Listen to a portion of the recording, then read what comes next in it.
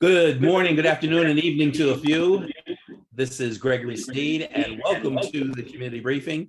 Today is January 6, 2022, an important day in the U.S. history. We're going to talk about our guest today, Ms. Najah Roberts, who will be talking to us about blockchain, Bitcoin. So my name is Gregory Sneed, and my company is Lifesaver Financial Services, where I help clients keep more of the money that they make. Now, we'll have Crystal Mitchell, the queen of our broadcast, introduce herself and welcome us. Hello, everybody. Welcome. Happy New Year. I am so happy that we're in 2022. It's going to be a fantastic year, and I hope you guys are being safe. Welcome to the community briefing. This is a platform that we founded in order for the community to meet our leaders and stakeholders that are really movers and shakers, and it's also a networking platform. It is powered by Recycling Black Dollars, as well as the Black Business Association, the BBA, and we're so happy to have you all. I'm Crystal Mitchell. I am the co-director of Recycling Black Dollars, and as well as a business coach. I have my own business as well, Mitchell Business Solutions.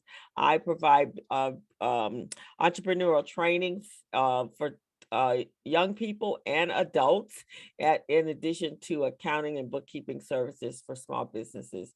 My purpose in this community is to make sure that we empower ourselves and to make sure that we are recycling our dollars to empower and provide freedom through economic power. So thank you and glad to have you. And we have a great guest today. Also the team, Greg Sneed, he just introduced himself, Mr. Stephen Turner, and our other co-host is Ms. Robin Billups. I don't know if she's coming on today, but she should be back in the next week or so if she doesn't come on today. And we are excited because we're starting off the year talking about money, which is all part of that economic empowerment, right? So I don't know how many of you guys are confused about the crypto and the Bitcoin and the gold coin and the this coin and the infusions and all those things. I am. And so I'm excited. I've heard a lot about Najah over through the community, throughout my peers. And so I'm really interested in knowing how I can invest in Bitcoin to increase my money portfolio. So with that, I'm gonna turn it back over to Greg. And I want to thank you all for coming, Amari and Michelle and our regulars, Roger. Hey, Denise, how you doing? Tina. And okay, Greg, back to you. Thanks. So today we have Ms. Najah Roberts. Am I pronouncing that correctly? I hope, Najah. And she is the Chief Visionary Officer of Crypto, Blockchain, Plug Puppet Speaker, Cryptocurrency Educator, Entrepreneur, and Financial Literacy Influencer. She's been the Chief Visionary Officer since November of 2018. She also has a crypto kids camp, and she's an executive board member with there.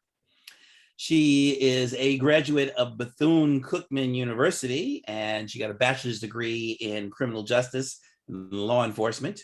And she was born and raised in Los Angeles, California.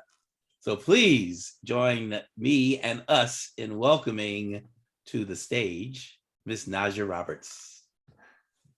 Thank you. Thank you. Can you hear me a little better on here? Yes.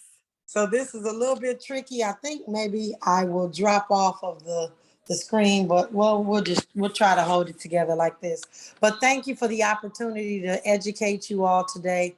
No, that didn't work. Let me leave it. All right. Is that better? Yes. I just hold my cell phone. So thank you all for your patience with me. So we'll just jump right in. So my name is Najah Roberts. I am the founder of Crypto Blockchain Plug, which is actually one of the only brick and mortar Bitcoin banks in the US. I'll just say it that way to keep it short and simple. And so what we do is we educate our community on cryptocurrency. So first of all, one of the things that we have always heard growing up was what you don't know won't hurt you. But I'm here to share with you, ladies and gentlemen, that what you don't know will absolutely hurt you, because there are some things going on in the background that no one is sharing with our community. And if we do not get ahead of what's taking place, we're going to be in serious trouble. So I like to share that there are three groups of folks in these United States that are absolutely going to be decimated if we do not take the time to learn, not just learn, but apply some of the things that we're learning to our current situation financially. One of those groups of individuals are individuals who have never heard of Bitcoin. In the next 5 to 10 years, they are going to be in big trouble. The second group of folks are those folks that get into this space thinking that it is a get rich quick space. This is not a get rich quick space. That is where a lot of misinformation is coming from right now, which is detrimental to our community. But the third group of folks that are going to be decimated in these United States are those of us who have our 401ks in place, we've got our real estate, we've got all these things in place, and we really feel like this does not matter. It you've arrived, or we've arrived, and we don't have to deal with this. You are definitely going to have to deal with what is going on in this space. And the sooner that you learn, the easier it's going to be for you to be able to diversify and really protect yourself against some of the things that are happening as it relates to our dollar. And so as we move into really understanding what Bitcoin is, how to use Bitcoin, and some of those things, I really feel like our community has really a real misconception about money, how money works, where it came from, and those things. And we've got to understand that first in order to understand cryptocurrency. So really quickly, as we go through this talk, how many folks in the audience, and we don't have to have any polls in the chat, but how many of you feel like or think cryptocurrency is, the Federal Reserve Bank is a federal entity? So you can just answer to yourself, yes or no. Do you think the Federal Reserve Bank is a federal entity? And when I go and speak in most places, most folks say yes, that the Federal Reserve Bank is a federal entity. But ladies and gentlemen, the Federal Reserve Bank is no more federal than Federal Express that drops your packages off at your door. And the reason why is because in the early 1900s, a group of men got together and formed the Federal Reserve Bank. There's some of the grandfathers that you may know. You got your Chases and the J.P. Morgan, Andrew A. Andrews, Arthur Shelton, the Vanderlip family, the Warburg family. They came together and said, hey, you own a bank, I own a bank, he owns a bank, but we're not each other's competition. We are each other's business partners if we put together this Federal Reserve Bank. And that is what they did. Moving forward from that position, making sure that people understand, first of all, what is money?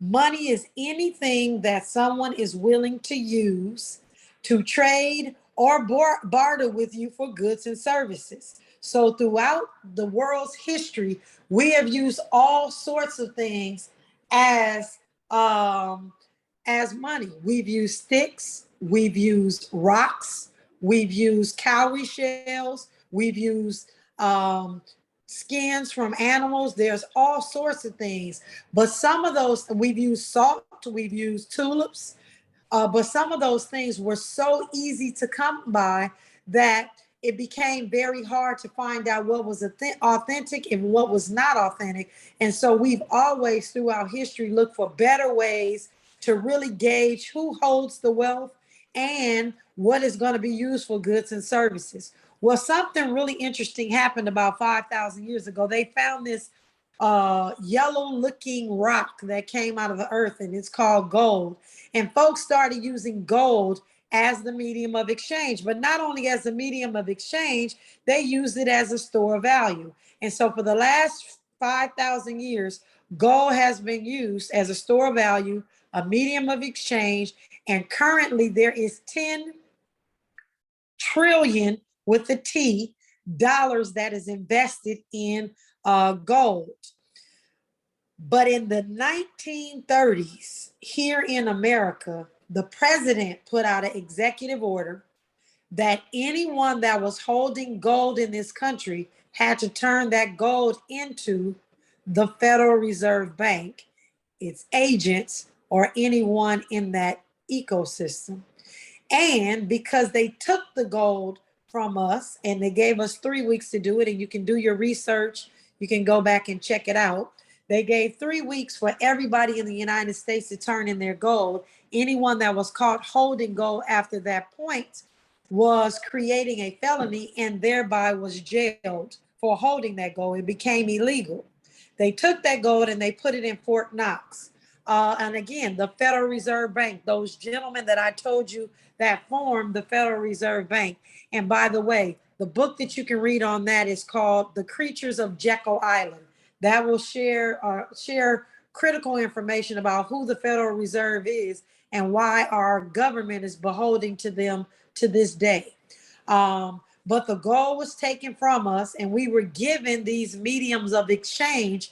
And I don't know if you all know that that's when, not all, but some of the coins started coming into existence. So for those of us that are of particular age, we may remember our grandparents having silver dollars and half a dollars and all those things back in those days. They took the gold, but they had to give us something to go to the grocery store to shop with. So we got these coins, these silver coins, these pennies, these copper, all these different precious metals to make up for the fact that they took the gold. Well, in 1970, ladies and gentlemen, our President Nixon took us off the gold standard. And he took us off the gold standard. And this is another question that I always pose to our community. Is our dollar backed by gold? The gold they took, they gave us these coins, and is our dollar backed by the gold that is in Fort Knox for the dollars that we hold in our possession? The answer is no. That gold is missing from Fort Knox. That gold that was given to the Federal Reserve Bank, was in Fort Knox. Nobody's looking for it. You go take a look up for it and you'll see the same thing I'm telling you. And anything that I say, I always tell people, don't trust, verify. But in 1970, 71, I believe, Nixon took us off the gold standard because there was no gold to back that dollar that they were telling us that it was backed by. And so we got taken off the gold standard. So that's almost been 50 years ago. And if you look throughout history, you will find that any country that has resorted to using fiat currency has actually folded. And so we're 50 years into having a currency that's not backed by gold.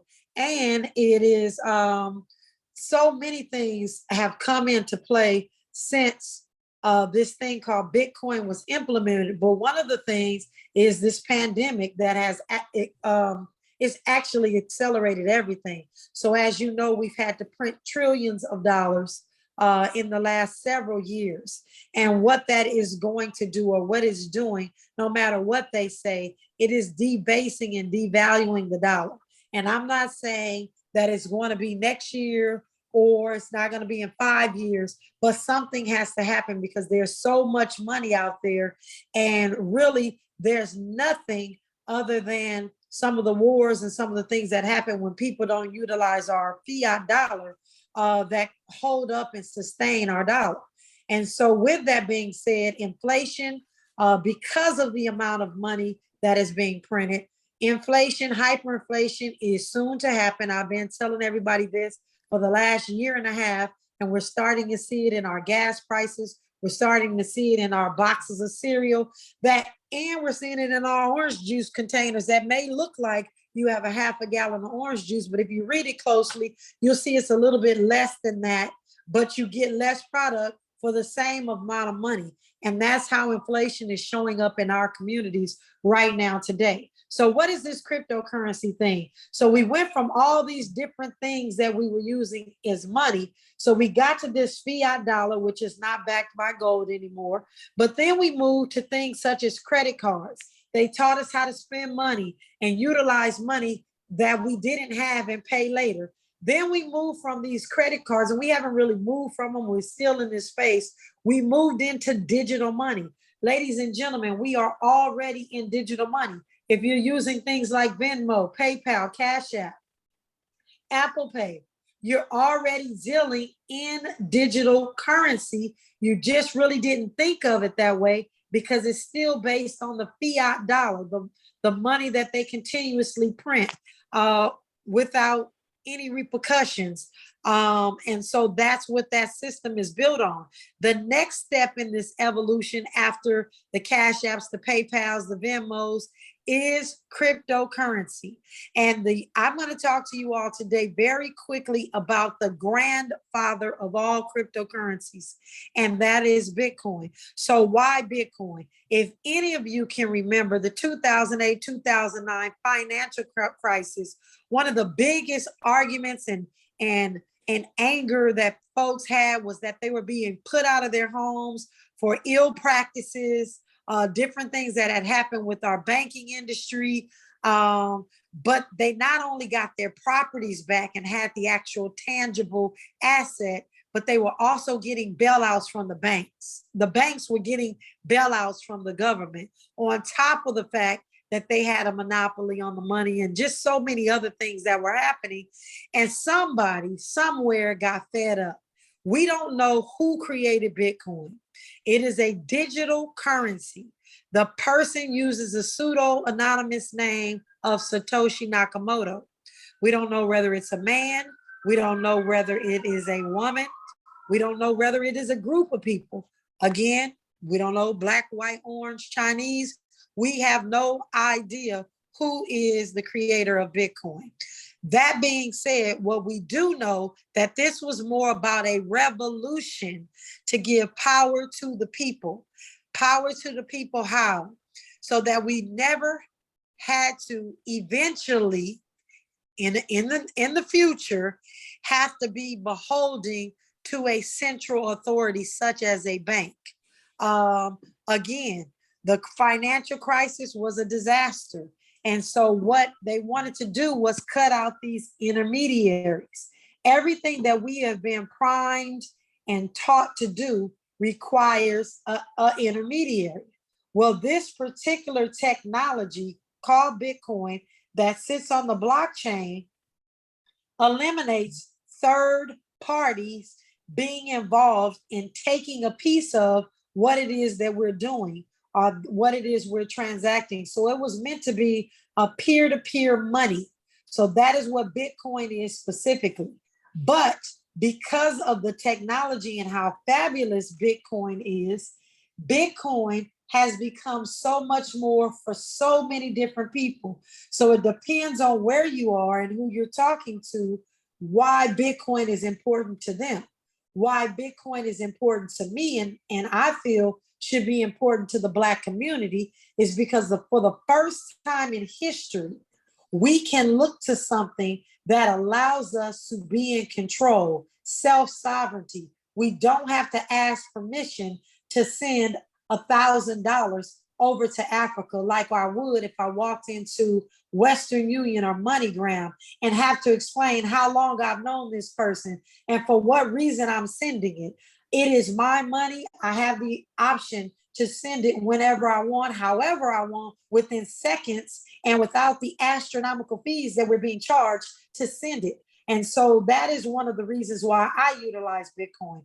Other folks use Bitcoin for remittance. Maybe they're working, they're here in Los Angeles, they're Mexican. They're sending money back to Mexico because mom needs medicine in the next 10 minutes. Well, they get that Bitcoin in seconds and cash it out.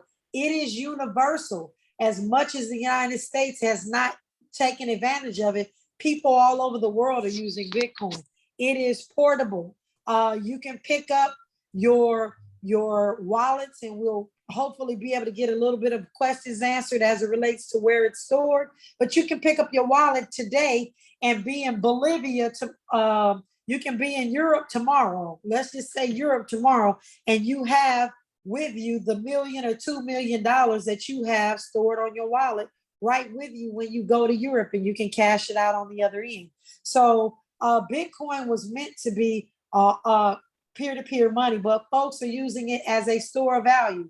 Right now, some of my old colleagues from Edward Jones and Morgan Stanley are sending their clients over to buy Bitcoin because they understand that it needs to be utilized or held in their portfolios, just like their insurance policies, just like their 401ks or their 529 plans. So as an ex-financial advisor, one of the things that I tell our community is I'm not talking to you about going all in. Do not go all in with Bitcoin. Do not take out loans to buy Bitcoin. Do not mortgage your house to buy Bitcoin, but continue doing what you're doing and have done on a regular basis, but add cryptocurrency to your portfolio. Diversification is key, because what if in 5 years, money is now 100% digital, which if you take a look at China, they have a cashless society. Take a look at those things, and all those things that we have and know and love, such as our real estate and everything else that is dealing in the fiat realm. What if something changes? We will be stuck because we didn't think that this digital thing was going to do anything, because we felt like it was just going to fall by the wayside, or it was a gimmick or a scheme of some sort. But it is happening. Countries are using Bitcoin as legal tender. That is another thing. So when people ask me, what is Bitcoin backed by? I ask them, what is the dollar backed by? And in my humble opinion, the dollar is backed by oil. But in Bitcoin, Bitcoin is backed by social construct, because it is so many things to so many people, and it means different things. And so it is the first of all the digital currencies. Right now, today, and I'm going to pull it up really quickly on CoinMarketCap, ladies and gentlemen, there are over 15,000 cryptocurrencies out there. So how do you know which ones to utilize? The majority of them you do not. And I will say that again. The majority of the 15,000 cryptocurrencies you do not want to get involved in. Why is that? Because they were designed to extract money from folks like us who are new in this space and don't know any better. And so when you're getting involved in these coins that we call alternative coins, anything other than Bitcoin is a alternative coin. Before you get involved with them, you need to do your due diligence. And we show our community how to do that due diligence. So Bitcoin is power to the people. Bitcoin is portable. Bitcoin is transparent. A lot of folks are always talking about how Bitcoin or cryptocurrency is used by criminals and thieves. Money is used by criminals and thieves every single day, and it is untraceable. Bitcoin is traceable with the technology underlying Bitcoin. So when we look at forensics, when we look at transactions, it is an open source for everyone who is using it to take a look. So if I was to send you $10 right now, you can utilize my public Bitcoin address and see that I sent $10 to you. But not only that, you'd be able to see how much Bitcoin I actually hold in that wallet.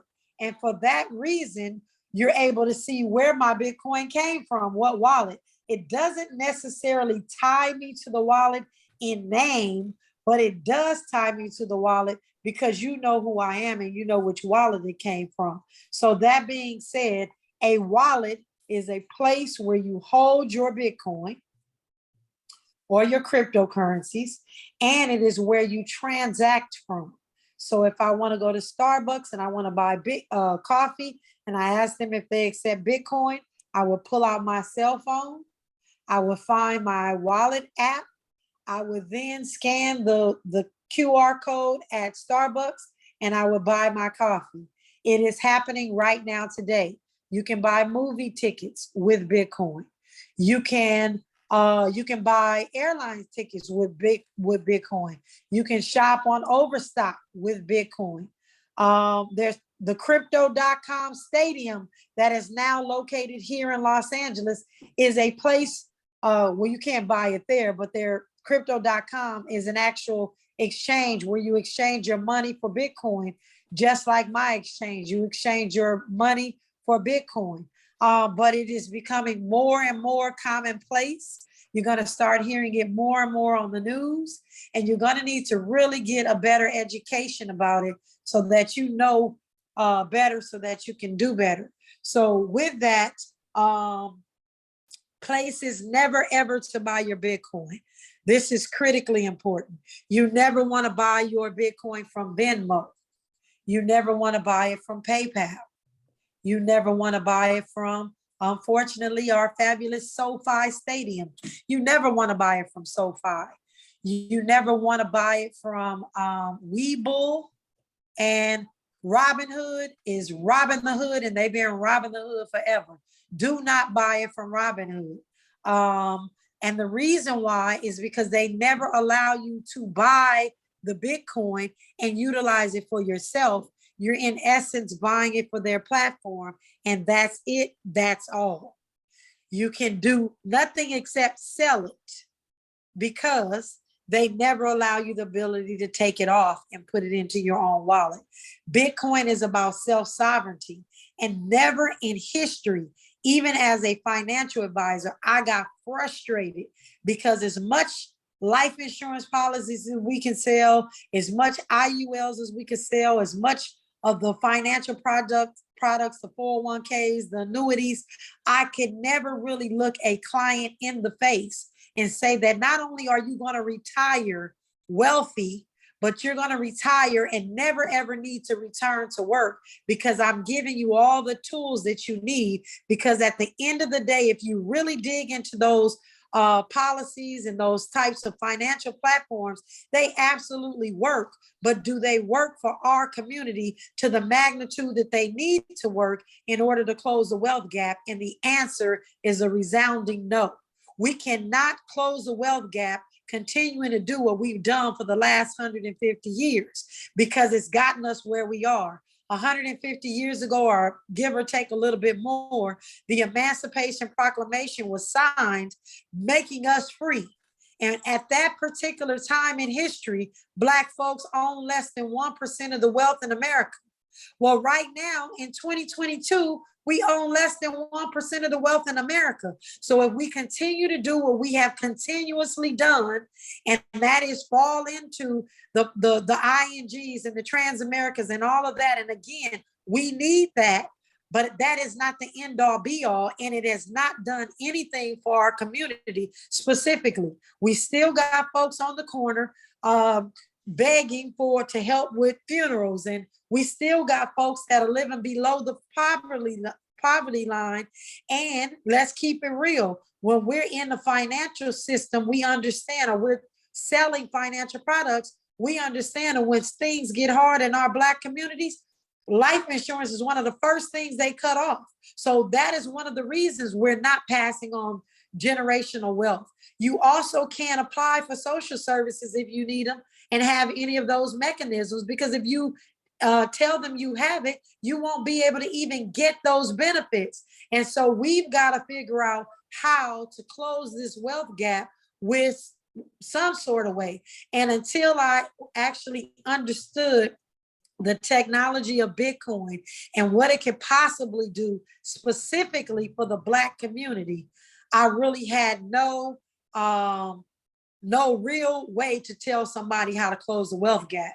So with that, I'm going to close out. I appreciate you all, and I'm open for any questions that anyone may have. Appreciate the time and the opportunity.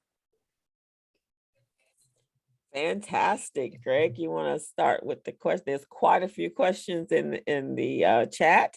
Yeah, there's and quite so a let's few. get You covered started with the covered a lot of questions. ground in a short amount of time. That's for sure. All right, so let's see here, going up to the top. All right, is this a question? That's no, it's a statement. This is a statement. Something about notes backed by notes. Don't trust. So what is fiat currencies? Oh, okay, so that's someone there providing a description of it. Come from Latin, or I thought it was Italian, fiero, but someone says it's Latin. What are some of the recommended methods of investing in cryptocurrency? So that was an early question. I think you may have covered that, but what are some of the methods? And I think you were giving some caution on how not to. So that was very helpful. You have to Muted. unmute. I got my phone situated. Sorry about that. That's Okay, fiat currency really quickly. If you look in the dictionary, it states it is paper money with no intrinsic value other than what the government says it's worth. So that's where we are right now. So when you understand fiat currency, you will start to understand why other governments are starting to say, why are we using American dollar? That's just the bottom line. So fiat currency. But how you go about buying cryptocurrency. So you would get what we call KYC. It's a know your customer. You find an exchange that you're comfortable with. I tell folks, even though Coinbase is a viable exchange, I tell people to stay away from Coinbase. If you Google Coinbase's treatment of Black employees, you will find a couple of different articles about why they treat us terribly. I am still a firm believer that Brian Armstrong, who is the CEO of Coinbase, could care less about us. So why do we give him our dollars? So we have the autonomy to do what we want when we want. So that's an exchange that definitely works, but does not support us in our quest to change some of the systemic issues in this country. So Coinbase is one I don't recommend. One of the ones that I do is Binance or Gemini.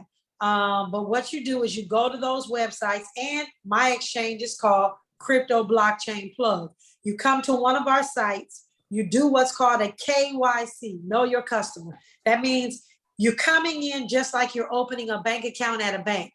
We need to know your name, your social, your birthday, proof of address, the same exact thing that you would need to open a bank account you need with us. Why is that? Because we're FinCEN and regulated. The SEC wants us to make sure that you're not a money launderer or a terrorist. And using, you want to use the right Binance. I saw Binance come up. You don't want to use Binance.com. You want to Binance.us. There is a huge difference. Your cryptocurrency can get locked up in Binance.com because you have to be a US resident to use Binance.us, and you can't in the other Binance. So just be careful with that. I currently have Bitcoin and some other coins stuck over there in Binance.com. So just be careful. So you can go to Cash App. You can open up, and most folks have Cash App right now. You can open up Cash App and buy $1 worth of Bitcoin right now today. You do not have to have the $43,000 that a whole Bitcoin costs.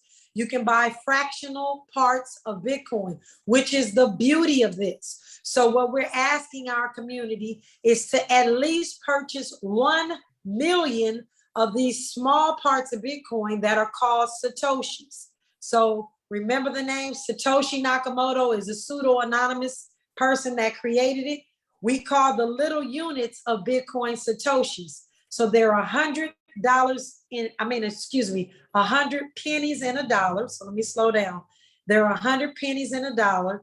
Inside of a Bitcoin, there are 100 million Satoshis. So what we want every Black family member to have is 1 million Satoshis. And what does that look like today? 43,000 is a whole Bitcoin. So 1 million Satoshis would be $430, give or take. Satoshis is spelled Satoshi. Satoshi, Satoshi. And so you can buy Satoshis on anyone's platform. Again, today, Cash App, if you want to. If you go to anybody else's exchange, such as mine, Gemini, Binance, You have to do KYC. They have to know who you are. But you can do that today. And you can also download the Black Wall Street wallet, which I'm a co-founder with actor Hill Harper. You can go to your app store or your app store, or you can go to your iOS app store, Apple store. And the Black Wall Street is the THE Black Wall Street that's the app. And you can the Black Wall Street.com. Najah, can I ask a question? My name is Denise Peoples. And in terms of, this is about the most comprehensive, and I love the fact that you talk about so many of our systems are corrupt. But I want to ask you in terms of data, what kind of money do you see people that are doing this well? I mean, just within 5 minutes, you said, don't use this one, don't use that one. I don't think anyone should touch anything until they're perfectly clear. It's going to require a lot more teaching. But what does the data say about how people are investing in this and making money? What kind of money are you seeing people that make moderate investments in Bitcoin making? You're on mute. Moderate investments. I'm seeing people do about $100 a month. Moderate. Okay. And what we say in this space is do not invest more than you can afford to lose. Thank so you. most of us go to lunch or dinner and we spend $100. So Easily. maybe forego that one time a month, which is what I started doing when I first started investing. But now you hear Susie Orman telling her folks, get at least $100 worth of Bitcoin. Why is that? Bitcoin is scarce. Even though there's 15,000 other cryptocurrencies out there, Bitcoin is the one that they are, and I'm going to say they, other communities are utilizing to hold in their treasuries. They're putting it in their endowment funds. They're putting it in ETFs. They're putting it in all types of hedge funds. You're going to see it more and more and more. But what they're doing, because they're financial advisors and those things, they're putting together products that they can still benefit from, give people exposure to Bitcoin, but not actually own the asset. And our communication to our community is, family, please don't go to folks that are going to give you exposure to the asset. Buy the doggone asset and hold it, because they're going to need to get it from you when they continue selling their product to give people exposure to the thing that you hold. There will only ever be 21 million of these Bitcoin. And if there's over, I don't know, I think the last number was like 40, there's over 40 million millionaires out there. And I think it's more than that. And forgive me for not having an actual number in my head. But if there's more millionaires than there are Bitcoin, where they can hold one whole entire Bitcoin, why not right now slowly dollar cost average your way to that million Satoshis, so that now you have a million Satoshis, and eventually get your family to have 100 million of those Satoshis, so that you're good in your portfolio. Again, $43,000. Maybe you got $100,000 in gold. You got a duplex in an apartment building, and you got some Airbnbs. You got life insurance. You have all those things in place. But what could it possibly hurt for those of us that can afford it to hold one Bitcoin in our portfolio at some point? And again, Najah, I'm also seeing that India is regulating it now, and there's a big thing going on over there in terms of Bitcoin, and now they're trying to regulate it. Now they're trying to put governance around it. What's going to stop that from happening in the US and everywhere else? They can absolutely do that, but Bitcoin is something they're not going to be able to stop. It's decentralized. There is no one person that controls it. Okay. There's a community of folks that are working together to validate transactions. So, and we know prohibition didn't work, and neither will this. Right. Just like Najah, can I ask you a question? So I heard, I think I heard it yesterday or read it yesterday, that they're looking to for Venmo, Cash App, and some of the other Zelle, some of the other digital platforms to start informing the IRS that for any dollar amounts over $600. So that to me, and I'm in the accounting space, so to me that seems to be a way they're looking to regulate it from a tax base, because I mean obviously if we move our fiat currency over to digital currency, then the government is no longer going to get their tax base that they're looking for. So can you address that? So yes, ma'am. So in our teachings, we're making sure that our community is clear. If we are buying an asset, and I know a lot of you are financial savvy. So if we're buying an asset, if we go from fiat to Bitcoin, you have not created a taxable event. But if you go from fiat to Bitcoin, and then let's say today you buy it at 43,000, let's say you bought a whole one, we'll just use round numbers. And tomorrow it goes to 60,000 and you decide you want to sell it. You have created a taxable event because you have to pay capital gains tax, as you all know. Well, what we have discovered is, again, being in the financial realm, if you have a life insurance policy and you borrow against that life insurance policy, there is no taxable event. So there are now new platforms in place where you can borrow against your Bitcoin, never actually sell the asset, but utilize it to leverage the things that you need to do, come back and get it and still hold that Bitcoin in your portfolio. So we're learning now how to work smarter and do the things that we need to do, because now the space is opening itself up to that. Because when we started several years ago, that wasn't in place. So if you wanted to get out some of your profit, you would literally have to sell your Bitcoin, but you no longer have to do that anymore. So again, taxable events are only when you go from fiat to Bitcoin, there's no tax. But when you go from Bitcoin to any of these other coins, you created a taxable event. When you go back into Bitcoin, you create a taxable event. So what we're trying to strategically get our community to do is buy and hold. But again, no more than you can afford to lose, and systematically dollar cost average your way to a whole Bitcoin. So then exactly the same way you would do if you had stock. If you have a large volume of stock, you can borrow against your the principal, but then you pay the loan back when the stock goes up. So you would do the same exact thing. So I'm going to turn it back over to Greg. But before I do that, do you have any classes or master classes that individuals could actually sign up for so that we can learn more before investing? Because you're absolutely right. Bitcoin is like the stock market. If you don't understand it, you can lose everything.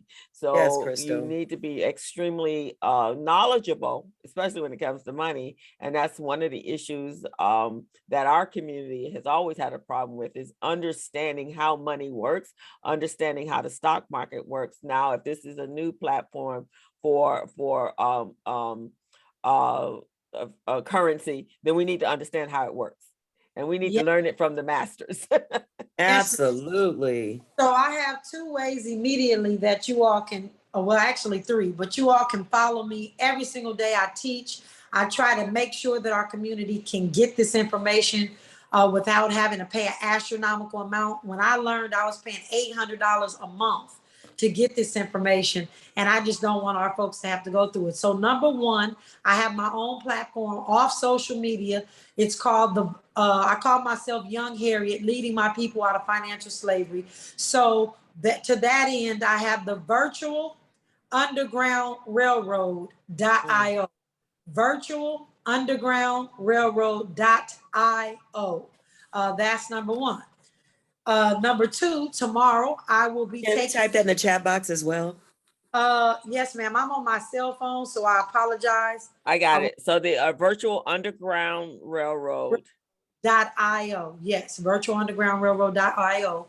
And so Mr. Tavis Smiley is gifting the entire community a 4-part series that I will be teaching. So I'll be taking over his spot on KBLA for the next 4 weeks. I'm going to do a deep dive for the next 4 weeks. educating the community on KBLA, starting at 9 a.m. tomorrow till 12 noon. So you can download the KBLA radio app and get it there. But I also teach every single day, Monday through Friday, on Clubhouse. I teach a room called Crypto Virgins under the Black Bitcoin Billionaire Clubhouse room. So we are the Black Bitcoin Billionaires, and I teach every day at 12 noon Pacific.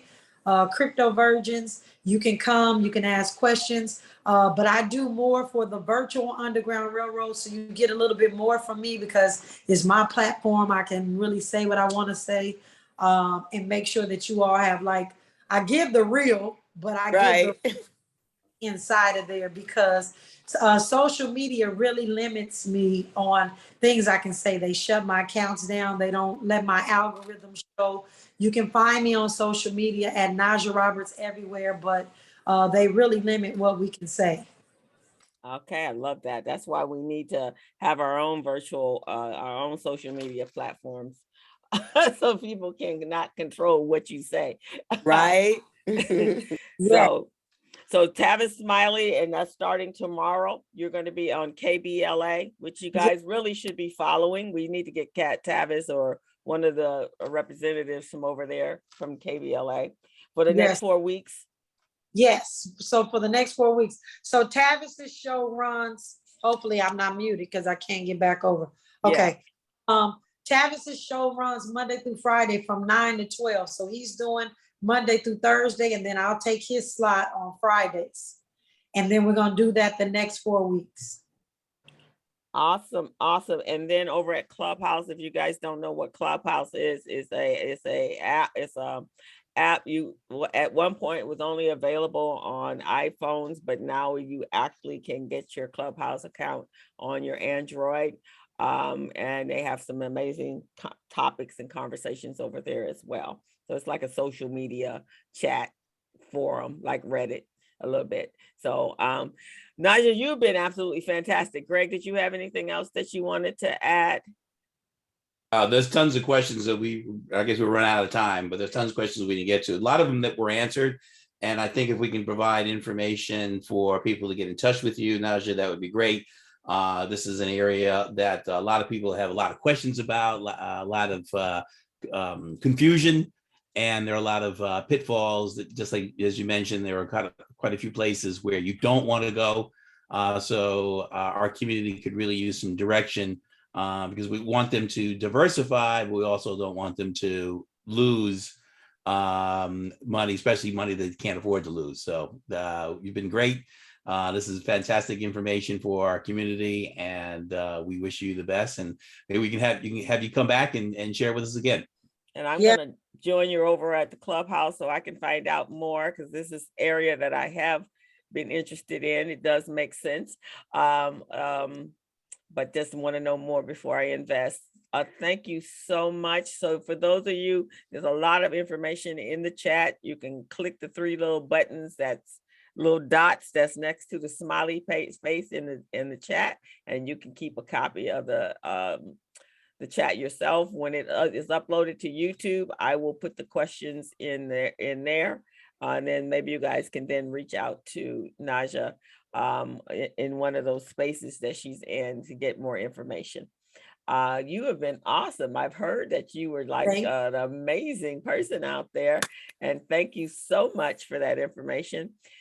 For right now, if you could stay with us, that would be fantastic. That would be fantastic. Dr. Vicki Mays is going to give us an update on the Omicron and whether or not we're going to be shut down by next week. Omicron. Omicron. Omicron. Yeah, there's no N in there.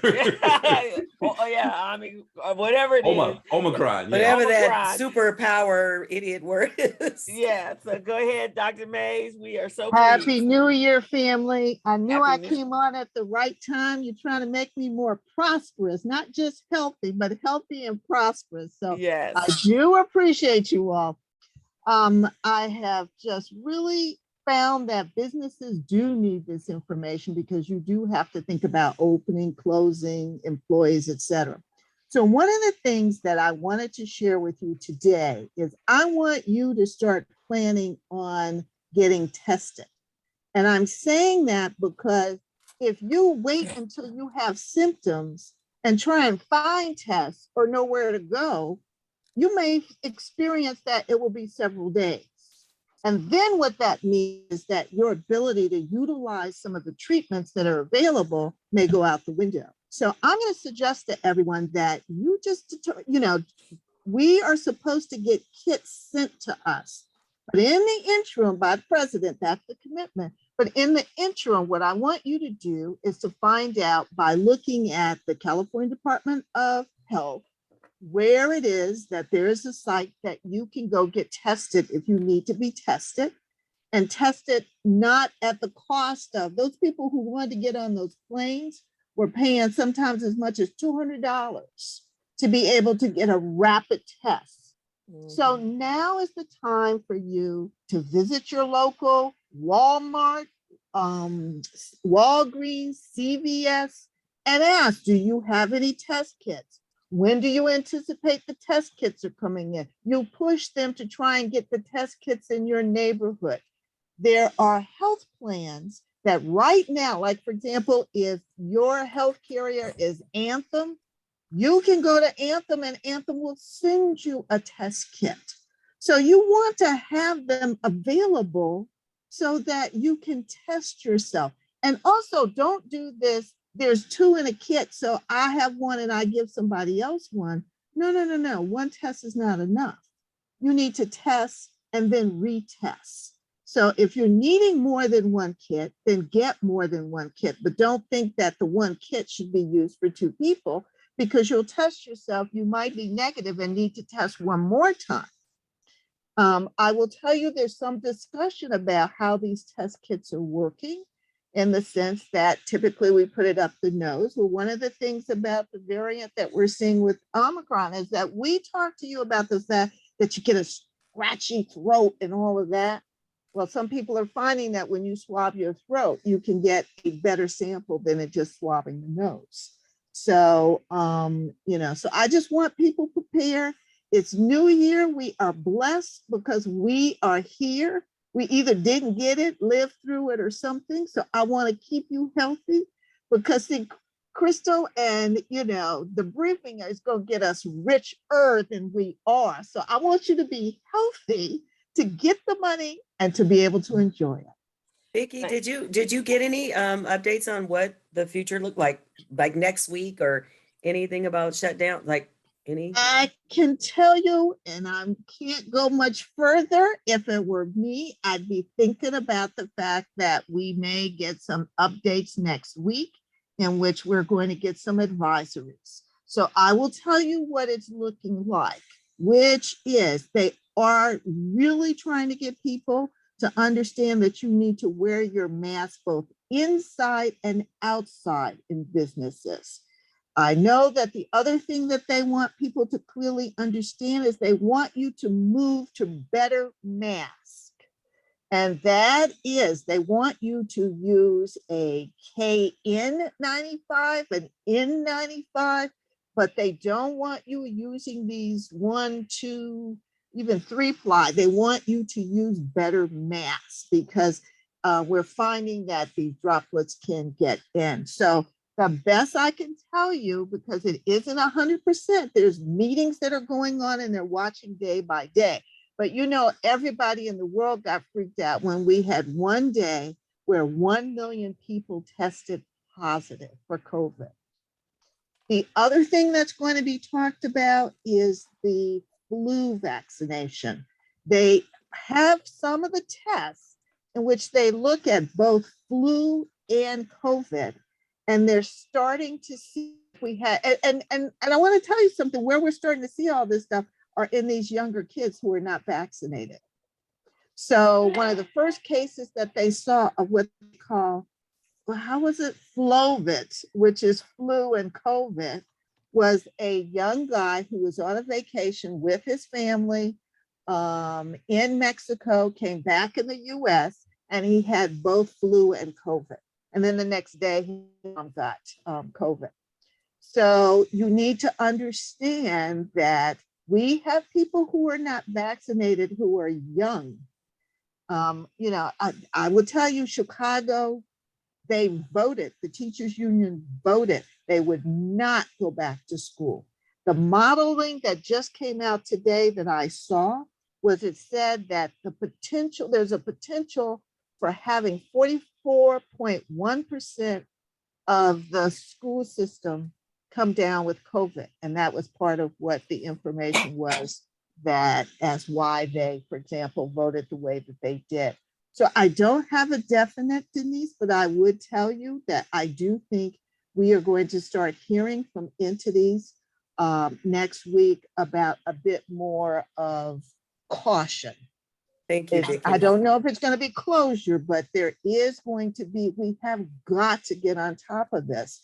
And you have got to realize that younger people who can be vaccinated and boosted. That's the other thing, you know, the CDC did come out saying that, you know, young people 12 to 15 could be boosted. So know that right now, I don't know if you saw US News in which they brought on a baby. The baby was 3 months old and the baby had COVID, you know, and so, I'm just telling you, we are in a serious phase. And again, do not take mild to mean that, you know, it's not a big deal. Mild just means you're not on a respirator in a hospital. I thank you so much, Dr. Mays, and everything you said to me before we went off air. I have followed that, and I put on my goal. COVID is not on my horizon at all, because I am going to play it safe, and I hope you guys all will do the same thing. We really need to curtail our face-to-face engagements. I have found in during the holidays that families that had young people, they were at the highest rate of risk, because young people are exactly that. They're young people and they think they're infallible. And so they're out socializing and hanging out with friends, dating, doing all the things that go along with that, and not using, not really thinking things through. Then they come home and they infect the family, and then you go for dinner, and next thing you know, you have it. I've had some friends that are been seriously ill. So you guys really need to take this seriously. Thank you, Dr. Mays. If you can come back next week, if there's some updates, we so appreciate it during this time. With that, I'm going to turn it over to Stephen, and he's going to tell us who's going to be here next week. We thank you all for joining us. Go out and tell some friends. This is the space. Obviously, that some happening things are going to be going on during 2020. Najah, thank you for kicking off the year for prosperity. And now, thank you. And Dr. Mays, thank you for kicking it off so that we can preserve our health. This is going to be an amazing year, but it is going to require some work on our part and using ourselves as activists and advocates for safety for our communities. So Stephen, it's over to you. And once again, Najah Roberts, thank you for kicking off the year 2022 with some great information. For those on the call, Najah Roberts' contact information is in there. Secondarily, building upon what Dr. Mays stated about masks, Vicki is a wholesale distributor of masks. Right. She has a fine labor mask. Her information is in the chat. So in the Black community, let's support Black businesses, let's support, and let's be safe. Last but not least, next week, we're fortunate to have Donna Gambrell, former director of the CFI Fund out of Washington, D.C., the first appointed woman of African descent to hold that position in the Obama administration. Will be our special guest. She's talking about the role of community development, financial institutions, and the impact on the Black business community. So make sure you join us next Thursday, January the 13th at 11 o'clock. Thank you so much. And yes, let's recycle our Black dollars. Let's go over to Bianca's location, order our 5-layer mask so that we can be safe and we can protect our families and children. And please make sure your children have it on. I see parents all masked up, and then I see their babies with nothing. What the heck is that? That's like parents having on big winter coats and children are in sandals. Ridiculous, guys. Protect your child first. Right? That's crazy. So guys, thank you so much. Go over to the community briefing, do a donation to this to keep us running. You will also find an archive of our previous speakers. Najah will be over there in the next couple of days. Thank you so much. Good to see you, Gerald. Good to see you. Hey, Crystal, I was thinking about, I reached out to Najah. I said, she's on the Boston show, so she don't need to be on my little 7 a.m. Saturday show. Moving up. Now I know why she didn't call me back. Okay. And for you guys that don't know that, Gerald has a show over at the KBLA. That's going to be a space that we need to be watching and supporting as well. There's a lot of good people over there with some shows. So follow Gerald on his show, 7 a.m. on Saturday morning, right? That's correct. Maybe one morning I can get you to get up early and come join me. All right, I can come join you on my way to the tennis courts. Okay, all right. Hey, You and brother Steven. now you're talking. I need to do Steven one night, one Saturday too. All right, well, that's fantastic. So thank you guys. So we will see you. Happy New Year. See you next Happy New Thursday. Year. Check out the Business Zone on Friday afternoon at 3:00. We stream live on Facebook and YouTube. So have a great day, guys, and see you next week. All right, y'all. All right. Happy New Year, everybody. Happy New Year. Hey, Dina, we need to reach it. We need to touch base. Yes, ma'am. Okay. All right. Absolutely. I'll send you a space, a time. Okay. All right. Thank you, Sounds Bianca. good. Thank you, Denise. Thank you, Dr. Pickford. Thanks, Greg. Thanks, everybody. Happy New Year. Alrighty. Happy New Year. See you, Miss Carmen. All righty. All right, Mr. Greggs. I'll talk to you offline. Okay. Okay. Bye-bye. Bye.